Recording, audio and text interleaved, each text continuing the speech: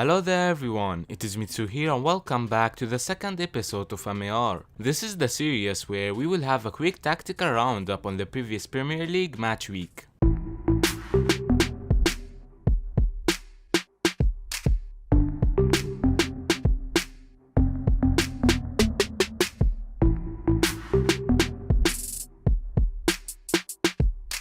Manchester United disappointed their fans as they lost 3-1 to Crystal Palace at the Old Trafford.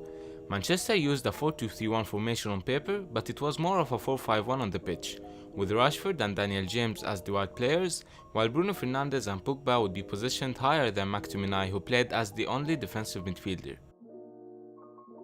On the other hand, Crystal Palace used a 4-4-2. They pressed high up the pitch from the first minute, and Man United actually faced some problems while building the attacks, as McTominay was the only midfielder available to receive the ball from the defensive line. Crystal Palace marked all the passing lanes on the sides and made sure that McTominay is marked as well. That wasn't the only problem for Man United, as Crystal Palace tried to stretch the defensive line as well, so one player would pull the fullback out of position, while another player would pull the centre back. Man United didn't have a response for this.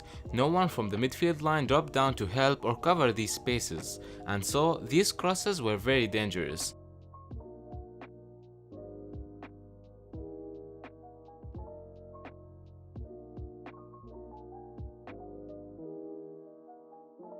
After the goal, Crystal Palace used a medium defensive block. Van de Beek was subbed in and scored in his debut. He played in a position that is similar to a false 9 when United had the ball. Arsenal came on top with a late 2-1 victory against West Ham. Arsenal used a 3-4-3 formation with Xhaka and Ceballos as the central midfielders. They concentrated on the left flank as Kolasinac and Saka had attacking responsibilities. On the other hand, West Ham used a 4-2-3-1 formation. Arteta asked his front line, Willian, Aubameyang and Lacazette to be positioned very close to each other and between the midfield and defensive lines. Xhaka and Ceballos had the responsibility to deliver these through passes.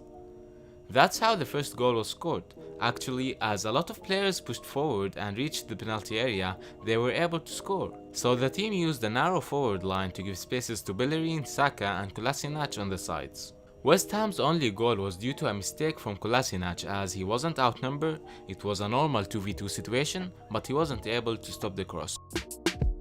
Tottenham got a 5-2 victory against Southampton. I don't really know what Southampton were doing if I'm being honest. They used a 4-4-2 formation while Tottenham used a 4-3-3. All Tottenham's goals came from Southampton's high defensive line. I don't get why Southampton used such a high defensive line, like they don't even have someone at the back who can keep up with Son during a sprint, for example. The thing is, one goal was cancelled by VAR as it was called offside, from the same tactic as well. They didn't have any reaction whatsoever and kept using this high defensive line even after conceding 4 goals. Tottenham played direct passes to the forward line and they didn't find any difficulties in exploiting these spaces. Liverpool were able to get a 2-0 victory against Chelsea at the Stamford Bridge. Chelsea started the match with a 4-3-3 formation. Kai Havertz played as a false 9, Mason Mount played on the right while Werner played on the left hand side. Lampard wanted Werner to be positioned in the space behind Arnold as he pushes forward with the attacks and so leaves Fabinho only with him. On the other hand, Liverpool used their usual 4-3-3 formation. They applied high pressure from the first minute, concentrated on marking the passing lanes and then pressing Kepa. Christensen's red card was one of the reasons behind this loss obviously. Now we move to the best tactical play of the week, and it was Club's reaction to Christensen's red card. The first thing to note about this is the early substitution. He didn't waste any time and subbed Thiago in directly from the beginning of the second half. As Chelsea were using a compact zonal system, Club asked all his players to push forward and stretch the pitch as much as they can. And that's how they scored the first goal.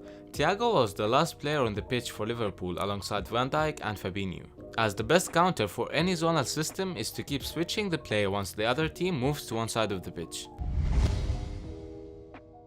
With that being said, we move to the section of the video where we talk about the best performance from the new signings in the league, and it's got to be Thiago Alcantara. As we already saw, he was the last player on the pitch for Liverpool alongside Van Dijk and Fabinho, to allow all the other players to push forward and counter Chelsea's zonal system. Once Chelsea moved to one side of the pitch and blocked the passing lanes, the player who has the ball would directly pass it to Thiago, who can then switch the play or even play a through pass. He completed 12 long passes in this match and played 39 passes in the final third.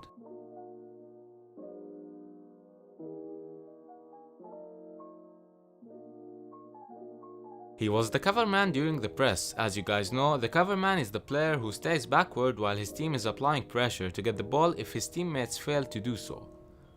After the team secured the win, he played his usual roles, dropped down between the center backs and played these passes between the lines.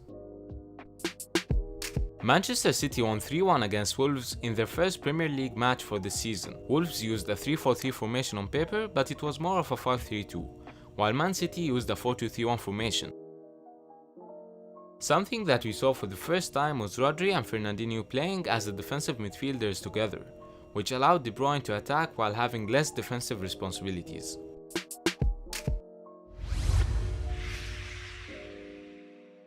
Now we move to the final section of the video, the Premier League Fantasy. I just posted about it yesterday. Some of you asked me in the last video to create a league so that you guys can join, and that's exactly what I did. So make sure to join it using the code on the screen or just use the link in the description below. So that was it guys, I hope you have enjoyed this video. Don't forget to let me know in the comments if you want me to add more sections in each episode. Thanks for watching and I'll see you guys in the next one.